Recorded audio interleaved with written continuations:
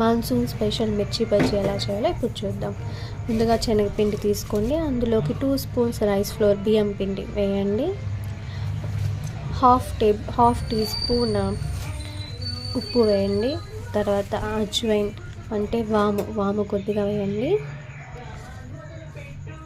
తర్వాత 1 స్పూన్ కారం పొడి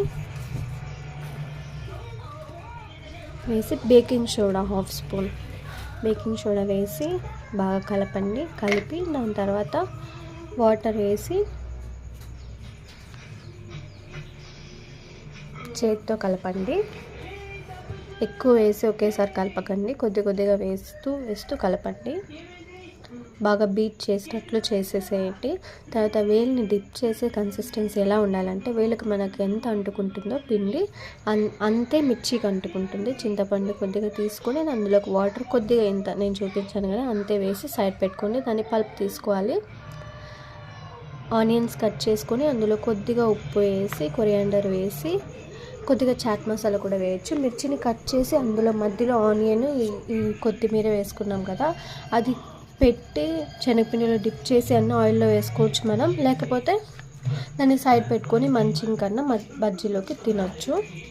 ఈ పల్ప్ చూడండి, చింతపండు నానబెట్టాను కదా ఆ పల్ప్ ఎంత బాగా వచ్చిందో. దీన్ని మధ్యలో మిర్చిలో కట్ చేసుకొని మధ్యలో కొద్దిగా అప్లై చేసుకోండి.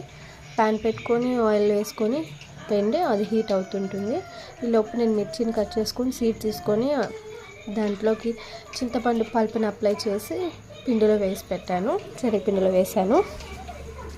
ఆయిల్ హీట్ అయిందో లేదో చూడడానికి ఆయిల్లోకి వేళ్ళు పెట్టకండి. కొద్దిగా పిండిని ఇలా వదిలి చూడండి, అప్పుడే మనకు తెలిసిపోతుంది ఆయిల్ హీట్ అయిందో లేదో.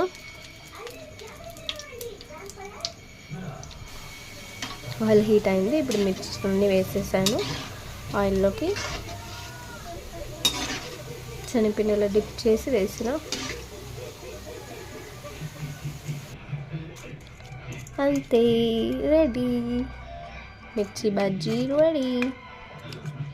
బయట వర్షం, మిర్చి బజ్జీ తింటే సూపర్గా ఉంటుంది.